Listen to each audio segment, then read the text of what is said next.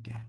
Puji Tuhan, kembali kita mengucap syukur kepada Tuhan untuk rahmat-Nya yang baru setiap pagi. Dan kita sampai di hari ke-6 dalam seri penipuan besar ini setelah kita berdoa. Dan kita percaya dalam iman bahwa kita dijawab. Dan saya akan lanjutkan, kita membahas tentang penipuan besar, jerat setan. Ada banyak sekali penipuannya.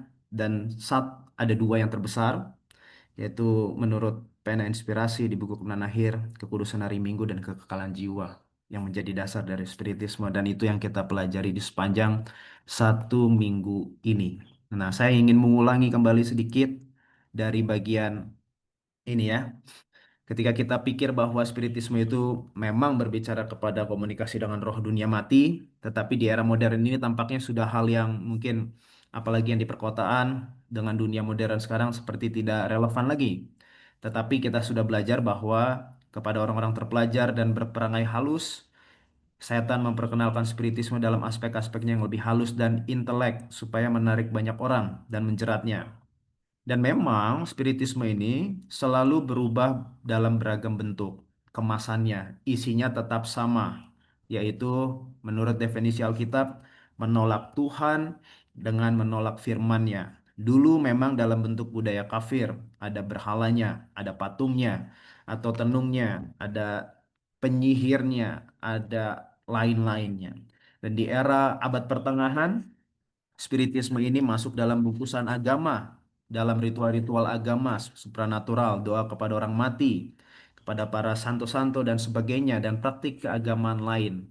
Dan di era reformasi, ketika masuk di pada abad modernisasi di abad 18, 19, itu adalah era di mana ilmu pengetahuan berkembang pesat setelah melewati masa kegelapan selama lebih dari 12 abad. Itulah muncul segala ilmu pengetahuan, termasuk revolusi industri, mesin cetak, dan sebagainya, pabrik film musik, teknologi dari rekaman, pemutar rekaman untuk bisa ada musik dan film, lalu radio, TV, internet, dan sebagainya, dan urbanisasi semua ke kota-kota besar, dan globalisasi yang artinya kejadian di Amerika, di Eropa, di Afrika, itu juga sekarang kesannya tampak dekat sekali dengan kita karena global.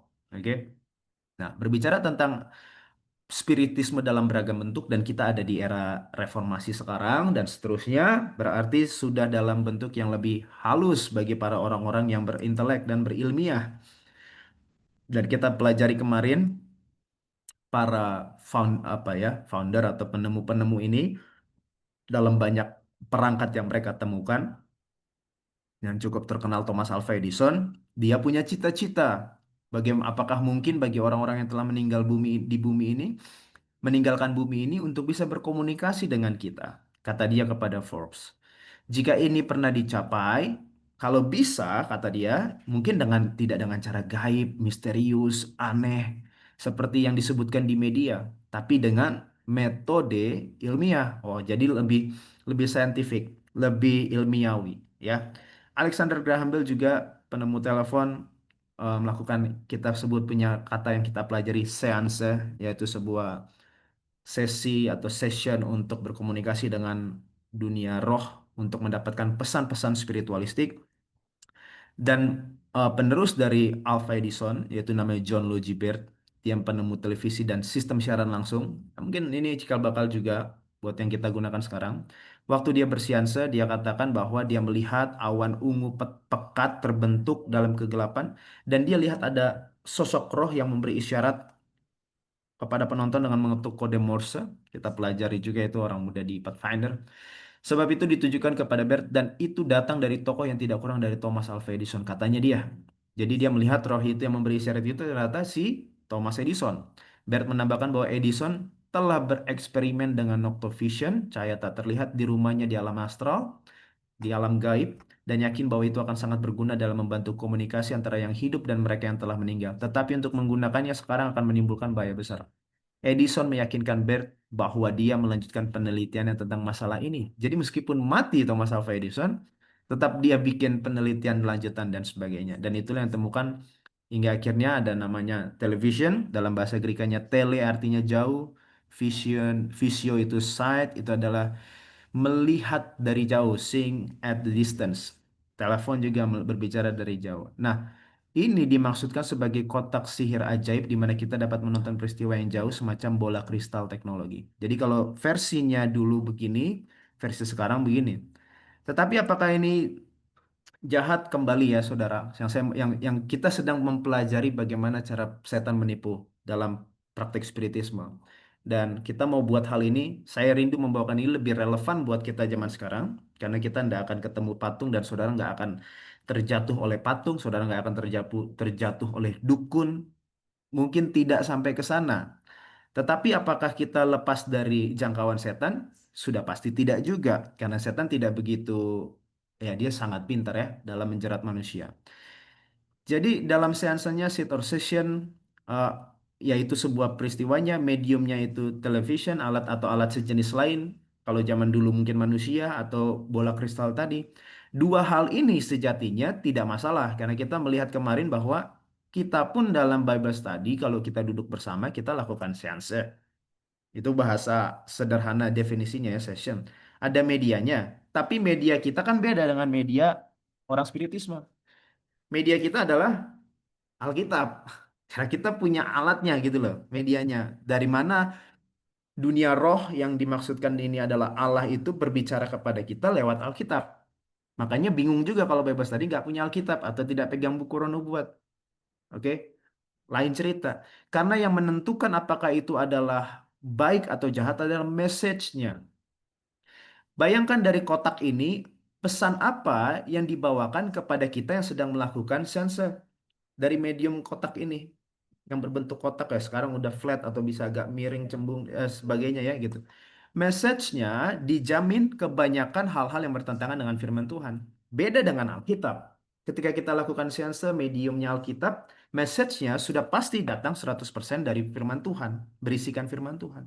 Kalau dari televisi dan sejenisnya, tools bersejenisnya, message-nya sudah pasti hal-hal yang lain, spiritualisme, film-film Harry Potter, superhero, horor, kejahatan, kekerasan, berita kriminal, film action, pornografi, gambar sensual baik dewasa ataupun kartun, film fiktif atau dongeng hayalan dan pesan-pesan doktrinal. Ini yang kita pelajari di hari pertama ya.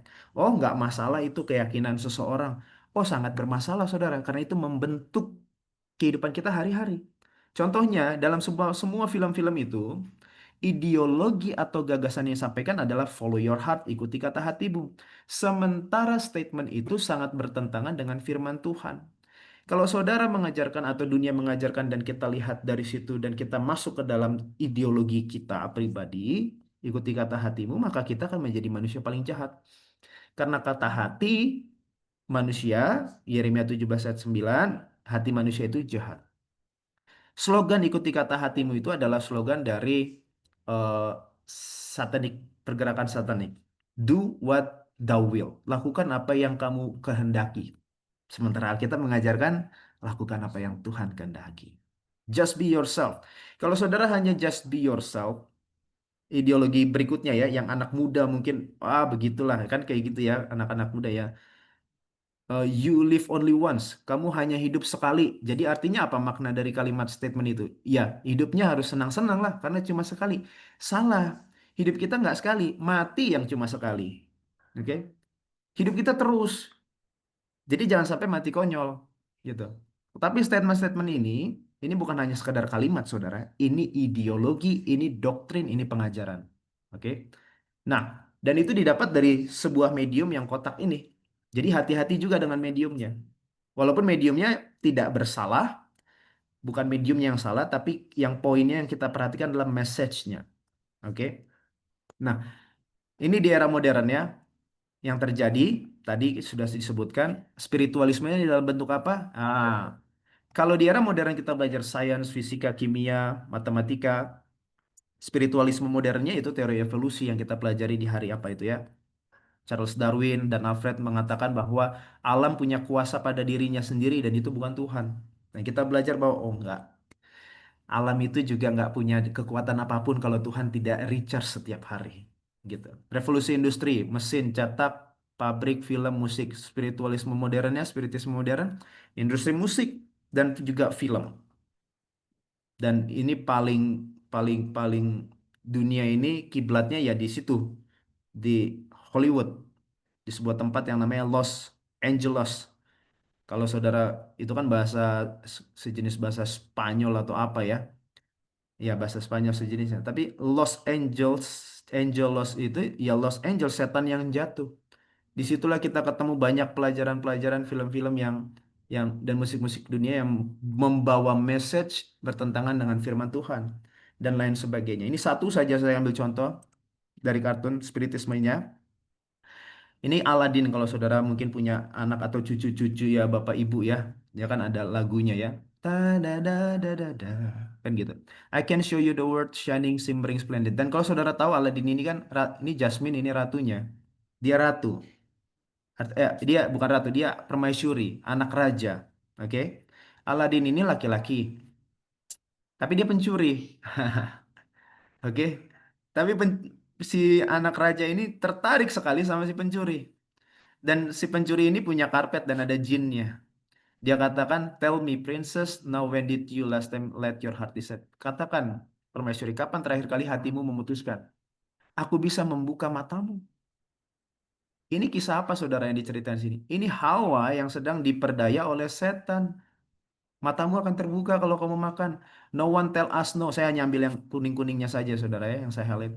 Nggak akan ada orang yang menegur kita atau mengatakan kita jangan atau tidak, or where to go atau kemana kita harus pergi. Saya bisa tunjukkan dunia baru buat kamu. Ini yang dilakukan setan dan dalam sebuah bentuk film yang sangat ramah anak katanya ya. Baru perempuannya jawab, ini lagunya ya. A dazzling place I never. Wah, tempat yang sangat gemerlapan yang saya tidak pernah tahu gitu. Wah, begitu hebat. Unbelievable sight, indescribable feeling. Penglihatan yang tidak dapat keren sekali, perasaan yang tidak bisa saya jelaskan. Begitu ketika Hawa makan, perasaan itu nggak bisa disebutkan. Waduh, enak sekali. I'm like a shooting star, I've come so far. Saya seperti bintang yang telah jatuh. Saya udah jatuh sejauh ini. I cannot go back where I used to be. Saya nggak bisa lagi kembali ke dunia. Hawa katakan begitu, nggak bisa lagi kita balik. Kita apa? Ini semua bentuk spiritisme dalam bentuk yang lebih modern dan lebih ramah. Tapi isinya, ideologi yang diajarkan, gagasan yang diajarkan, luar biasa menentang firman Tuhan. Begitu pula dalam industri musik lain. Kalau saudara pernah dengar, ini salah satu favorit juga ya. Glenn Fredly memperingati 25 tahun musiknya. Tapi dia bikin 25 tahun musiknya ketika beliau sudah almarhum. Dan istri anaknya sampai bingung karena melihat, oh ada papanya di sana. Begitu. Kok hidup lagi, kok muncul lagi. Dan semua orang fotoin. Yang datang ini dia nyanyi seakan-akan seperti hologram begitu. Tapi dia sudah meninggal, saudara. Ya. Dan begitu juga waktu pas baru-baru pertama muncul AI ini, Artificial Intelligence ini, khotbahnya itu ya orang AI dan bahkan ada Yesus 24 jam waktu itu. Saya sekarang mungkin udah berhenti kali ya. Saudara mau tanya apapun sama Yesus ini katanya bisa. Gimana cara buat pizza? Gimana cara buat spaghetti? Nanti dia jawab gitu. Tapi gambarannya gambaran Yesus begini. Yang saya mau sampaikan, ilmu sihir sekarang ini dipandang rendah. Pernyataan bahwa manusia dapat berhubungan dengan roh-roh jahat dianggap sebagai cerita dongeng zaman kegelapan. Dan sekarang memang begitu. Itu cerita dongeng dulu. Tapi spiritisme yang pengikutnya berjumlah ratusan ribu bahkan jutaan telah memasuki lingkungan ilmu pengetahuan, sesuatu yang dikejar oleh setiap anak-anak cerdas dan berbakat sekarang. Sekolah mau cari apa? Mau cari ilmu pengetahuan yang telah menyerbu-nyerbu gereja-gereja dan telah mendapatkan tempat di mana badan legislatif bahkan di istana raja-raja. Jadi orang-orang petinggi-petinggi sana juga berbicara dan mereka ya kalau Indonesia bahasanya minta wangsit dan sebagainya. Eh, banyak yang berkomunikasi dengan roh-roh jahat. Penipuan raksasa ini hanyalah satu kebangkitan kembali dalam bentuk penyamaran yang baru dari ilmu sihir yang dicela dan dilarang pada zaman dahulu. Itulah sekilas tentang spiritisme era modern. Kenapa kita pelajari ini, saudara? Dalam perang kita mempunyai strategi. Tapi kalau orang perang itu juga harus pelajari musuhnya bagaimana. Makanya 2 Korintus 2:11 kata supaya iblis jangan beroleh keuntungan atas kita, supaya dia tidak dapat untung dari kita. Karena apa? Karena kita tahu maksudnya. Bahasa Inggrisnya, kita tahu device-nya dia. Saudara punya berapa device? Ada handphone, ada laptop, ada tablet, iPad, dan sebagainya. Kita tahu device-nya dia supaya kita nggak diperdaya, supaya dia nggak memperoleh untung atas kita. Dan Efesus 6 ayat 11, kenakanlah seluruh perlengkapan senjata Allah supaya kamu dapat bertahan melawan tipu muslihat yang dalam bahasa Yunani Grekanya metodia iblis. Kita disuruh pakai semua perlengkapan senjata Allah itu supaya kita bisa bertahan melawan metodenya iblis, dan metode itu yang kita bahas adalah spiritisme dan bungkusan-bungkusan di era modern sekarang. Kenapa saudara? Mungkin kembali seperti kisah Saul nih, slide terakhir. Mungkin kita tidak pernah berpikir akan, oh saya nggak akan jatuh ke sana. Tapi Saul memulai perjalanan karir imannya itu luar biasa, saudara. Kalau dibilang rendah hati, dia paling rendah hati. Waktu dicari-cari dia ngumpet. Di mana di sini kita sudah sebagian sudah selesai pemilihannya. Di mana di sini orang ditunjuk lalu dia ngumpet karena dia nggak mau menjadi ketua. Itulah Saul. Ketika dia mau jadi raja, dia ngumpet di sana sampai akhirnya Tuhan bilang, oh itu orangnya di balik sana. Sampai akhirnya kedapatan dan ketika dia berdiri dia paling tinggi. Tetapi akhir hidupnya begitu sangat tragis. Kenapa? Sederhana. Dia nggak pernah berpikir akan menjadi pencari arwah, roh pemanggil arwah, bahkan dia yang menumpas itu. Tapi dia nggak demikianlah Saul mati karena perbuatannya yang tidak setia, karena ia tidak berpegang pada firman Tuhan. Sederhana sekali pelajaran kita. Tidak berpegang pada firman Tuhan. Sehingga karena nggak berpegang pada firman Tuhan, dia jatuh kepada dosa spiritisme. Dan kita juga tidak akan jatuh ke sana, nggak akan pernah berpikir jatuh ke sana. Tapi kita bisa juga jatuh ke sana di masa yang mendatang ini, karena Tuhan, setan akan munculkan itu semua. Kalau kita tidak tetap setia dalam firman Tuhan. Pelajaran sederhana untuk mengajak kita selalu kembali setia selalu dengan apa yang dikatakan Alkitab, bukan apa yang dikatakan pakar, bukan apa yang dikatakan oleh orang-orang hebat dunia ini, karena mereka pun berasosiasi dengan setan. Kita perlu setia kepada firman Tuhan. Tuhan Yesus memberkati kita semua dan menolong kita dalam kehidupan kita dan untuk keluarga kita juga dan masa-masa mendatang. Tuhan memberkati.